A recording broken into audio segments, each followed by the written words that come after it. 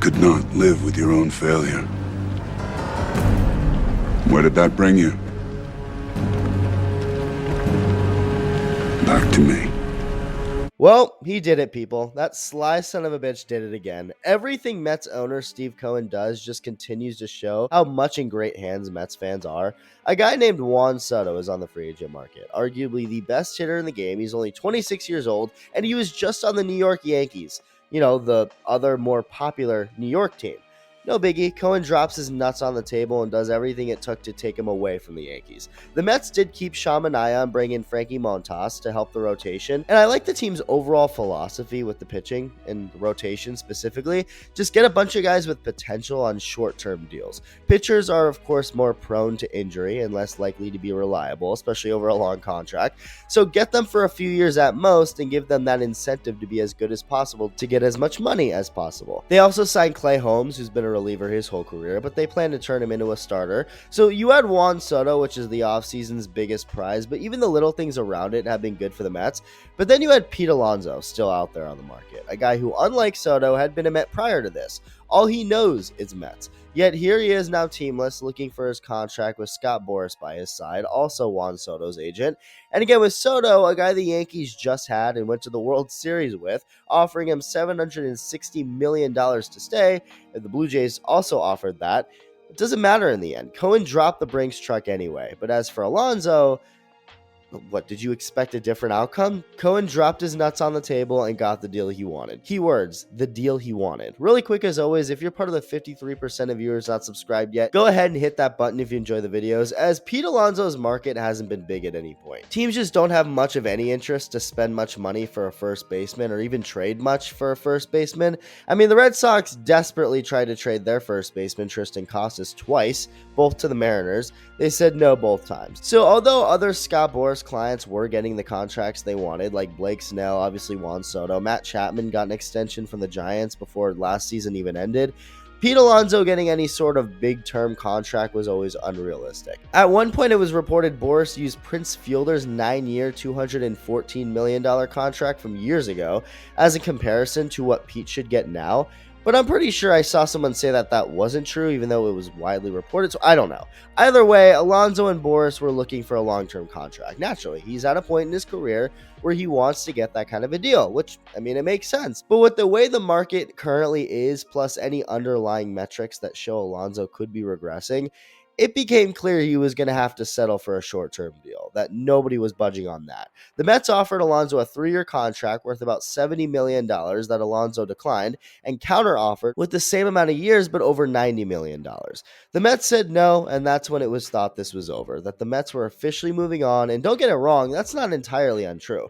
I think the door was always open no matter what, period. Something Cohen even ended up saying while he was upset, but I do think at one point Steve Cohen and the Mets were like, okay, screw this. Let's move on and look at other options. Let's add other players and just expect Alonso to not be here. Build this team expecting he's not going to be here, whatever. And the reason I think that is because Cohen said that out loud at the recent Mets Fan Fest event a couple weeks ago. I don't like the structures that are being presented back to us. I think it's highly asymmetric against us, and I feel strongly about it.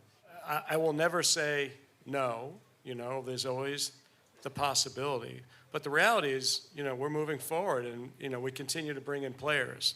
As we continue to bring in players, the reality is, it becomes harder to fit Pete into a expensive group of players that we already have. And that's where we are.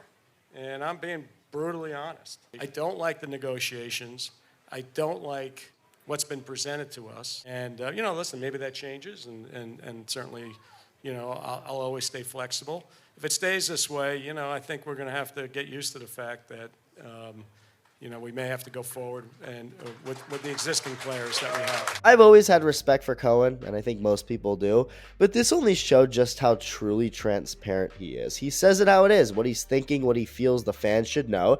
He's not a politician, and I respect that. So for him to be completely real and say, look, this has been frustrating. I don't like the structures Boras is offering us for a contract with Pete, and you can't never say never, but at some point you do move on. I love this. He's not budging. He's not letting Boras cave him in. In fact, he's doing the exact opposite and ended up doing the exact opposite. With Juan Soto, Cohen had to go a little overboard. He just had to. You want the player, no matter what team it was, you had to go that extra mile, and the Mets ended up doing that. But for Alonso, Cohen, rightfully so, was standing his ground and not going any extra mile to sign him back. If anything, Alonso and Boras were going to have to cave in, and that's what happened. Alonso just re-signed with the Mets for a 2-year contract worth a guaranteed $54 million, but he's making $30 million the first year, with a chance to also opt out after that first year. So, very short-term, play-it-by-ear scenario. One that works for both sides, way more for the Mets if you factor in that Alonso wanted a much bigger deal originally, but you gotta take it. Alonso clearly also preferred the Mets over anyone else, which, duh, why wouldn't he? He's been there already,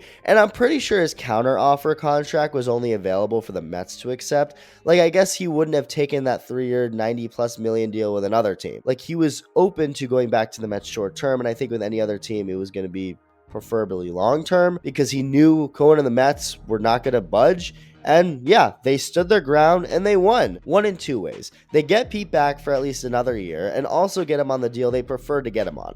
But it got to the point where Cohen and the Mets obviously had the upper hand. Alonso and Boras needed the Mets more than the Mets needed them. With spring training about to get going, I'm sure Cohen wasn't afraid to be like, my team is going to be formed very soon with or without Pete, so if you want to come back, accept this deal or not. We're not budging. And it ended up with Pete staying in a Mets uniform. You obviously don't become a major player on Wall Street or a prominent figure in the trading community and build yourself a net worth of over $21 billion unless you're a hardworking, hard-nosed person. So Scott Boras may be a similar type, but he met his match with Steve Cohen. Cohen wins again, and as a result, the Mets continue to look real good and better heading into 2025, coming off a year where they went to the NLCS. Let me know your thoughts, and thank you for watching.